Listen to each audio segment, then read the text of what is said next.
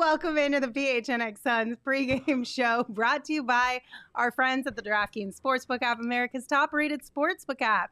Don't forget to hit that like button, subscribe, and turn on notifications so that you know whenever we are live. I'm Lindsey Smith, and today it's just me and Gerald holding it down here in the studio. Gerald, how you doing? I'm doing all right. I'm a little nervous about our track record when it's just you and I. But know. I think we're 0-1. So small sample size theater. It's going to be fine. Wait, are we 1-1 now? Are we 1-1 or are we 0-2? Didn't we just have a pregame show recently where it was the two of us? Well, Espo was virtual, or he was solo with us from afar. Not the other day. It was like a week and a half ago. Okay, I think we might be 1-1. I think we're 1-1 now. Which is terrible compared to the Suns' normal track record, but we'll take 1-1 over 0-1. Yeah, it was going to be it's a lot better than something else. So hopefully tonight we are better luck charms for the Phoenix Suns. You got the beanie going. I do. I brought the beanie in because I was like, well, if it's me and Gerald, I got to bring all the luck that we got because we don't want to drop. We don't want to be held responsible, basically, is what I'm saying. But tonight it is the Suns and the Wizards, and here's hoping a new Phoenix Suns streak will begin tonight as they look to avoid back-to-back losses for the first time since December 25th and 27th. I have a feeling this is going to be a nice W for the Suns. I think they're going to come out tonight a little bit angry about the way the other night's game went and just the fact that it was a winnable game that they kind of just let go. Yeah, and those were two of the things that Monty said that stuck out after the Hawks game. He said, we didn't defend to our level. We gave up 3 30-point quarters, and we still had a chance to win the game. So it kind of speaks to their resilience and their ability to weather storms is what he said. And then today before the game, he mentioned, it gave us a chance to go back to our defensive principles because when you're winning, it's easier to have slippage, as he likes to say. So this gave him a chance to kind of get back to basics. And he said the guys are chomping at the bit. That was the phrase that he used to get back out there and play tonight. Didn't he mention, too, that at shoot-around, a lot of it was just kind of... Did you just say that? Yeah. Well, he mentioned that, they kind of... He said vaguely, but he also did mention that, at shoot-around, that was kind of what they touched on was defensive principles stuff, getting back to basics in that regards. Just because there were a couple of areas where, especially against the Hawks, it was clear they were not on a string like they normally are. Yeah.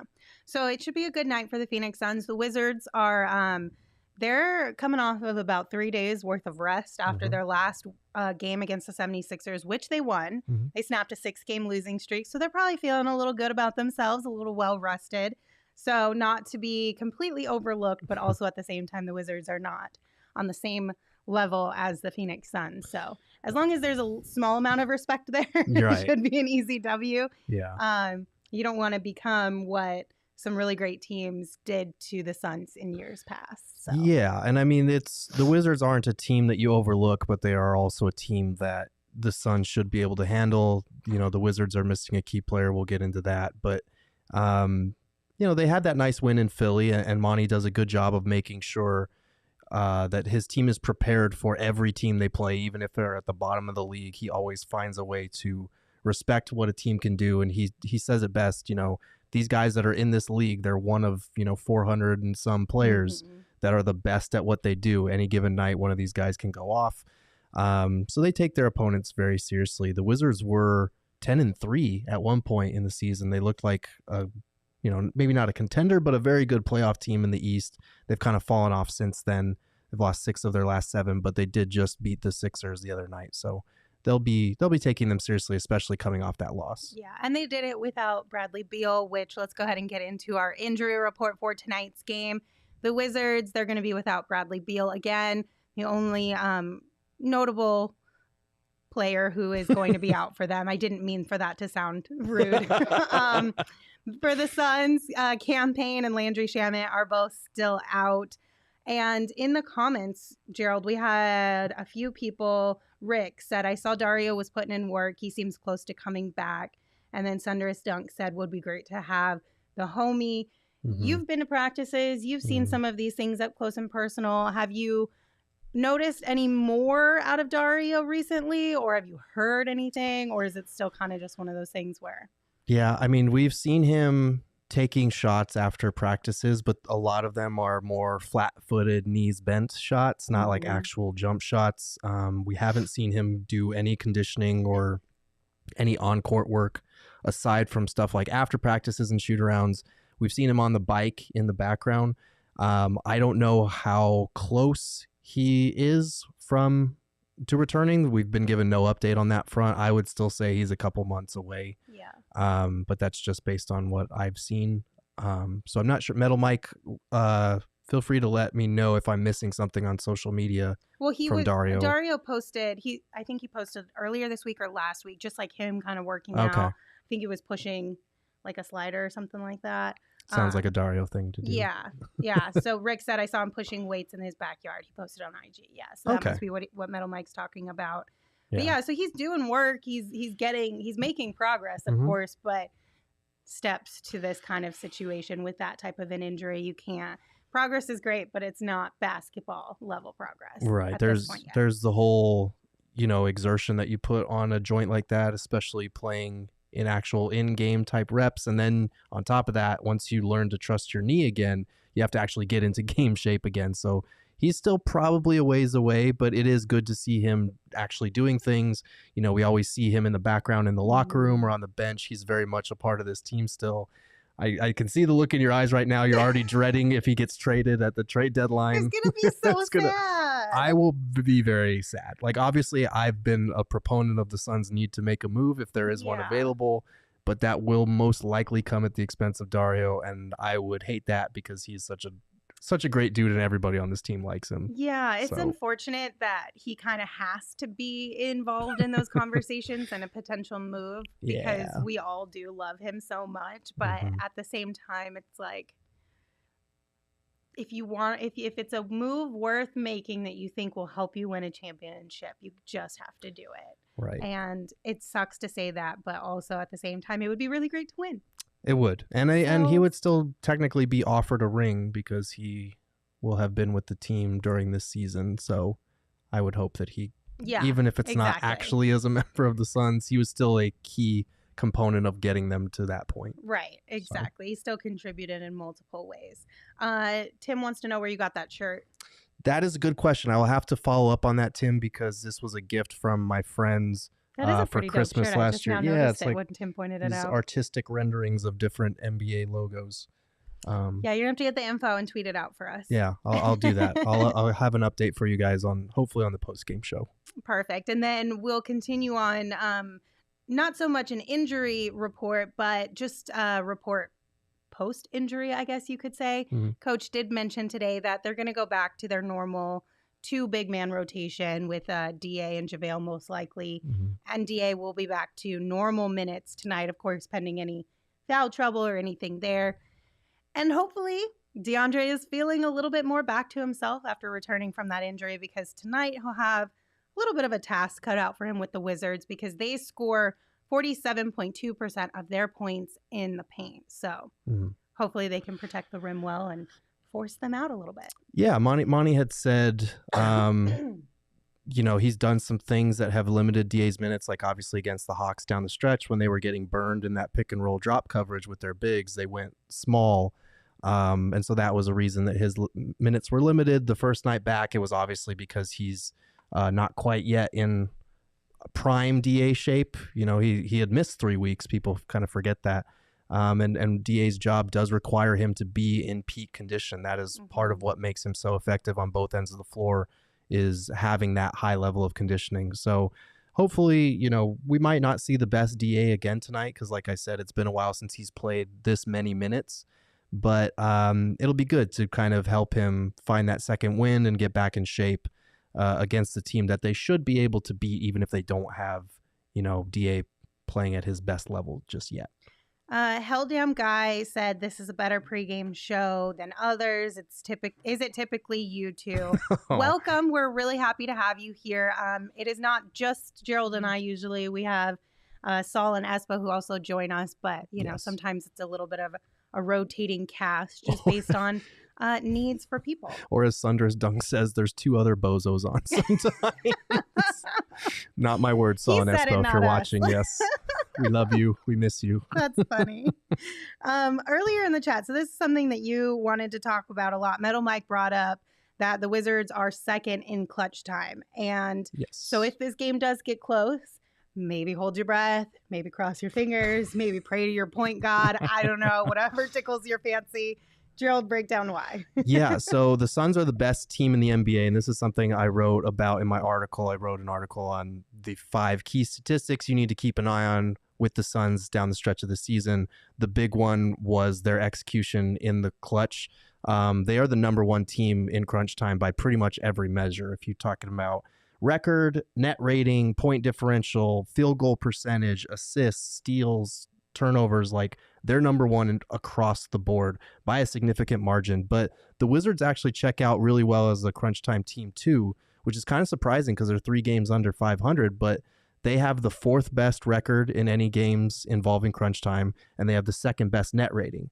Now, it's technically half of the Suns' league leading net rating in those situations, but that's just more about the Suns being absurd. So if the Suns don't put this game away early and it comes down to crunch time, we're going to have a battle between 2 teams that have, for the most part this season, executed really well down the stretch. So that could be a fun thing to keep an eye on if it is close late in this game. Yeah, I mean, it could be fun. It could also be really stressful. Yes. And add wrinkles onto people who don't want more wrinkles or anxiety or stress from the Phoenix Suns. So, oh no, while it could be fun, I would prefer it not to come down to that. I'm just going to put that out there for the world. I don't want it to come down to that. Well, you would hope that it doesn't, because like we've been talking about, obviously the Wizards are coming off of rest, but the Suns are probably a little bit hungry, a little bit angry after that last loss. Right. And the Wizards are just not a great team. They're missing their best players. So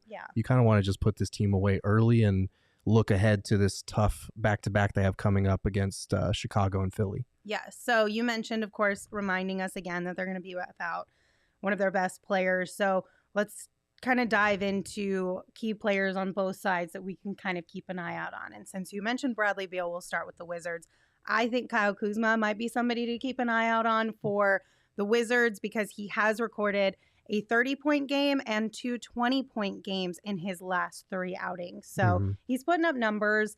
And like you said, with Bradley Beal sideline, I think he's one of their best bets to lean on in terms of getting a victory tonight. Yeah, I mean, he's their 2nd leading scorer on the season. So obviously with Beal out, he's going to be the guy that kind of steps up and gets more shots. Not a big fan of his latest album. I thought the song he did for the James Bond movie was great, but I'm sorry, he's it's because he dresses like Billie Eilish. I'm sorry. Inside joke. Hilarious. I like how he dresses. There's no booing sound effect on this computer, but yeah, no booing. Where's the boo? I don't dress like Billie Eilish. Don't boo me. What's that Hannibal Buress gif? Don't boo me. I'm right. But Gerald, one of these days I'm going to get you to dress like Billie Eilish, and you're going to be like, the chat's going to go crazy. You think it went crazy the other night? It's going to go crazy even more. I found out the chat betrayed me the other night. I didn't realize I was being talked about when I was out of the room. You guys, it was a coordinated attack. Clutch. After the show ended, Gerald was like, "What was that?" And I was like, "Okay, let me just let you in." I was so confused why everyone was bringing up that damn nickname, and now I know the reason. You were plotting, scheming. Oh man. Anyway. Yeah, Kyle Kuzma. He dresses weird but great basketball player. And he's an issue for the Suns. He's someone they'll need to look out for.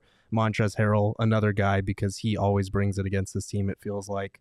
And he's just one of those high energy guys that's hard to stop, especially with traditional bigs, because he is agile, he's quick, and he's very physical. So those will be 2 guys I think we need to keep an eye on for the Wizards tonight. And then for the Suns, for me, I mean, there's a lot of obviously threats on this team that you could pinpoint in. Chris Paul, Devin Booker being 2 of the top ones, of course. But I think somebody that I'm going to keep an eye out on for tonight's game is Mikel Bridges, because I want him to continue to do what he's been doing over the last 3 games. So he scored 20 or more points in a career-long 3 straight games now.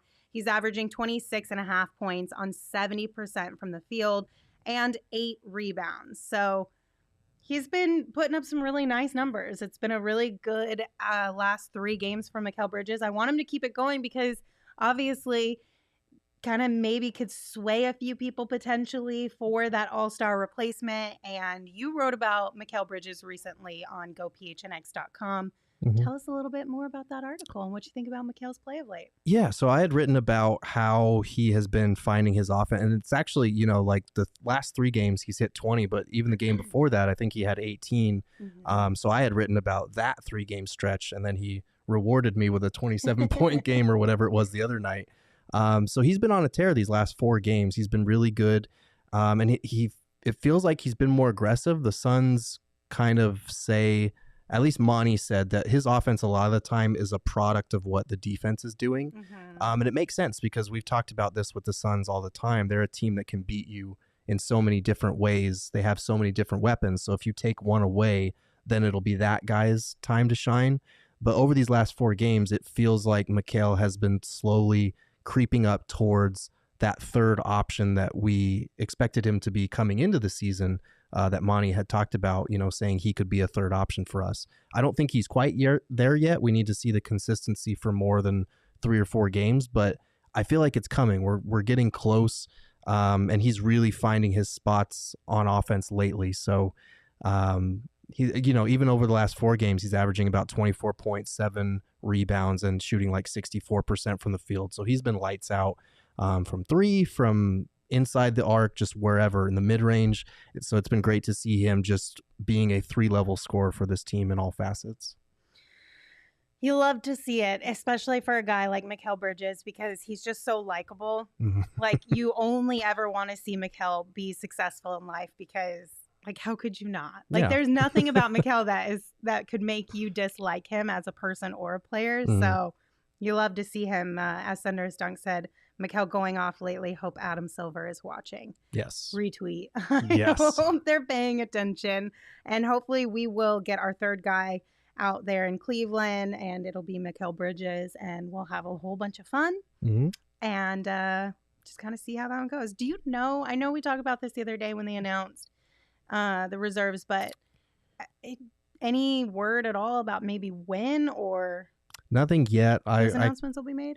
I'm sure it's out there. I haven't seen it, but no, I think it'll probably be closer to, well, it has to be soon because they do the All-Star draft on Thursday this upcoming week. So they'll have to announce who, sooner than later. So it should be within the next week now that I think about it.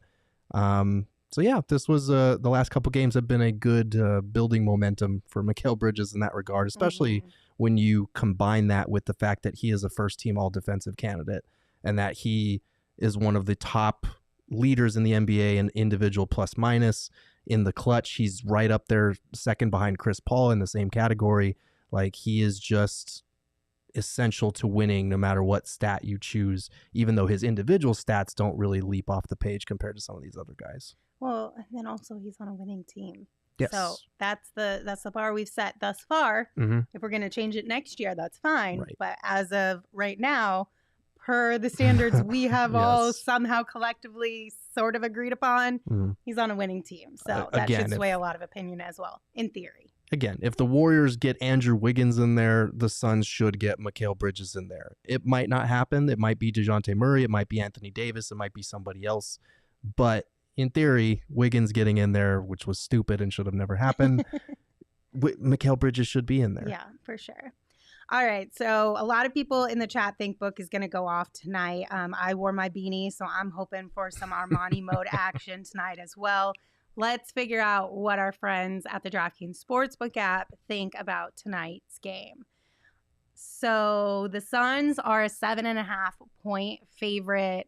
How do you feel about that? Do you think that's fair? Do you think it should have been a little more? Should it have been a little less? I think that's fair. I think, they're in the middle of a road trip, but at the same time, the Wizards are without Beal. They're coming off a loss. The Suns are coming off a loss. So I feel like 7.5 is probably a good spread. I think I went a little bit over with my prediction, but I also went a little bit over with my prediction. So let's just go ahead and share those. I have Suns by 11. Like I said at the top of the show, I just think they're going to come out a little bit more fiery tonight than we saw the other night against the Hawks, just because of the way that game ended. And I think this is an easier opponent, not to disrespect the Wizards by any means, but still it is what it is. So I got Suns by 11. I mean, our opening line for the podcast was almost "the Wizards suck." So you can disrespect them a little bit. The Suns won't, but yeah. So I had Suns by 9. Okay. Saul had Suns by, was it 300? Yeah, one more time. And Shade. Espo had Suns by 76. I don't know the significance of those two. I'm assuming. Is there any Shane, significance, do you know? 76 is the amount of days Espo has missed. Oh my God. And 300 is the amount of beignets that Saul consumed when we were in Louisiana. Okay, there we go. Fantastic. Well, there you go. Quite a few people in the chat agree with you. Hell Down Guy and Metal Mike say Suns by 9. Okay. Thunderous Dunks has Suns by 15. Okay. Tim from Phoenix says the Suns have a 90% win percentage when Lindsey wears the beanie. So hopefully we'll keep that percentage high and mighty tonight. Yes. And then Shout out to Josh for the advanced stats on that. Again. Yeah, shout out to Josh. We haven't done the best job of keeping them updated. No, we need to go back and update since then. We all talked about it. We're like, we gotta keep these updated and keep this being a running thing throughout Literally the season. forgot the first or second You game. know, sometimes it's just there's a lot going on. yeah. And then Fabio has Suns by 13. So I think everyone thinks that tonight should be a fairly easy dub for the Phoenix Suns. We're all in agreement there. And hopefully that is the case. So I know we've got about 8 minutes before things are about to tip off, but because it is just Gerald and I, we might keep things a little bit light today. Is there anything else that you want to kind of discuss around today's game or just a random topic? Not really. I think the biggest thing that I'm going to keep an eye on for tonight's game is watching how DA looks, right? Because we've been talking about him and getting back to his normal minutes. I think a lot of times when people watch Ayton play, they don't understand just the incredible condition that he is in to be able to do what he does on both ends and how important that is to him being effective and doing what he does best. You know, those games where it feels like DA's kind of invisible or he's not as involved, a lot of the times it's because maybe he has been, a lot of times this season, he has been coming back from an injury or from a COVID absence or whatever it might be. So it takes a couple games to get that win back. So I think, and Monty said this beforehand, he thinks, you know, the last 2 games, DA hasn't looked bad. He just hasn't been at peak form. So I'm excited to see him playing a lot of minutes, maybe working through some of that fatigue, some of that conditioning, and getting back against a team that has a couple of good centers in Thomas Bryant, Montrezl Harrell. So this will be a fun matchup and hopefully one where we can see DA looking more like DA. Monty did say he's expecting him to knock off the rest pretty soon, and I feel the same way. And bumping his minutes back up will help kind of speedline that process a little more. Just kind of like throw him out there and let him kind of shake it off by just playing through it. So there's a couple things in the chat that everyone has thrown out for us. Thanks, guys. Appreciate it. First and foremost, the WNBA. Mercury, they've been making a lot of moves. That team is looking very stacked this year and hopefully enough to bring home a championship. Yes, I am all in on just Phoenix basketball revenge tour. Yeah, I mean, I don't want to jinx it by putting this out in the world, so I'm just going to speak in general terms. Could you imagine if you know what I'm thinking actually happened? Oh, yeah. That would be amazing. Because we were very close last year. Oh, God, we were it'd be very so much close fun. It would be to so whatever much fun. this thing that we're thinking is that we're not going to speak out. Whatever that thing is. I'm excited for maybe midpoint in the season where Espo gets to yell into a mic, the Phoenix Mercury are the best team in the WNBA. Because you know it's coming. Yes, exactly. We haven't made anything official, but I'm just going to put it out there because I've been having this in the back of my head during that All-Star break period for the NBA. I really want to try and bring on some inside reporters and some people who cover the W a lot during that kind of down period for us and just have a full-blown Mercury WNBA podcast. So hopefully we can make that happen, start reaching out to people now. So keep an eye out for that in just a few weeks. But yeah, that should be a super fun one. Then, of course, everyone is asking about the trade deadline. Right. I personally do not have any updates for you guys. Gerald, I don't know where you're at on that. Yeah. Well, obviously, everyone that was referencing this saw Flex's tweets about Domantas Sabonis. It sounded like from Flex that it was something where the Pacers reached out, or it was just a due diligence type thing. This doesn't mean they're trading Cam Johnson. It doesn't mean they're trading DA. So everyone does not get crazy. Yeah. I think it was just a due diligence thing based on what he was saying. And we hear a lot of chatter like that around the trade deadline. A lot of, 90 to 95% of these conversations that teams have are just exploratory. Right. They don't ever actually go anywhere. So it doesn't mean anything. I wouldn't read too much into it or be too concerned about it. The Suns are taking a look at options. Mm-hmm. I'm not sure how Sabonis would fit. I think he's a great player, but you look at his dynamic with Miles Turner, that's basically something similar to what he'd be having with DeAndre Ayton. I think Ayton is obviously better than Turner, but they're different players. Sabonis doesn't really spread the floor to the capability that you need. And I think the Suns already have one of the best starting fives in basketball, even if Jay Crowder at that 4 spot is a little undersized. So, for those worrying about it, I wouldn't get too worried until we hear more on it. This is just, we're going to hear a lot of rumors over the next week. A lot of it is a smokescreen.